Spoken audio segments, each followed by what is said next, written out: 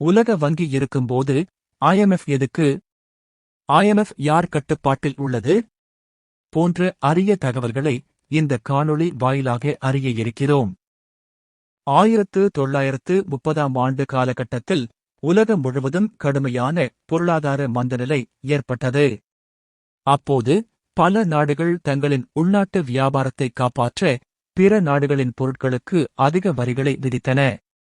மேலும் தங்களின் நாணய மதிப்பை வேண்டும் என்றே குறைத்தன. இதனால் உலக வர்த்தகம் முற்றிலும் முடங்கியது. இதுபோன்ற ஒரு நிலை மீண்டும் வரக்கூடாது என்பதற்காக ஒரு சர்வதேச கண்காணிப்பு அமைப்பு தேவைப்பட்டது. 1944ஆம் ஆண்டு அமெரிக்காவில் நடந்த பிரெட்டன் வுட்ஸ் மாநாட்டில்தான் உலக வங்கியைப் போலவே இன்டர்நேஷனல் மானிட்டரி ஃபண்ட் என்ற அமைப்பும் உருவாக்கப்பட்டது. உலக வங்கி நாடுகளின் உள்கட்டமைப்பு மற்றும் வளர்ச்சிக்கு கடன் வழங்குவது போல் IMF உலக பொருளாதாரத்தின் ஸ்திரத்தன்மையை கண்காணிக்கவும் நாணய மதிப்புகளில் ஏற்படும் பிரச்சினைகளை சரிசெய்யவும் உருவாக்கப்பட்டது.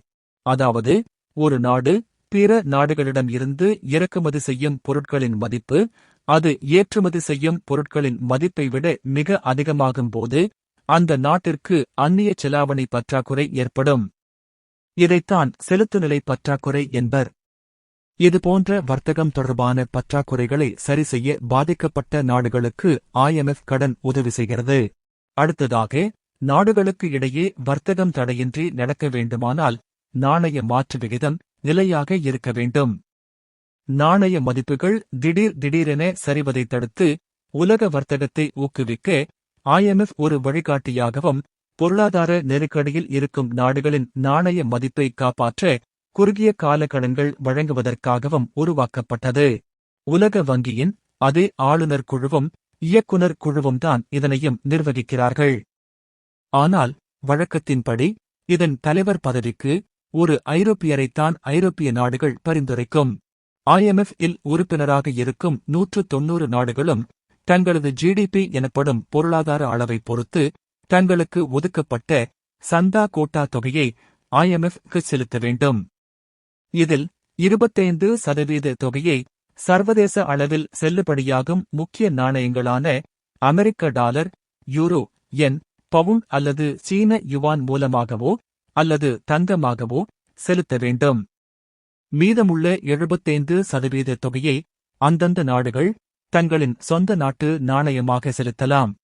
ஒரு நாடு எவ்வளவு அதிக கோட்டா பணம் செலுத்துகிறதோ அந்தளவுக்கு அந்த நாட்டிற்கு IMF இன் முடிவுகளில் அதிக வாக்குரிமை கிடைக்கும்.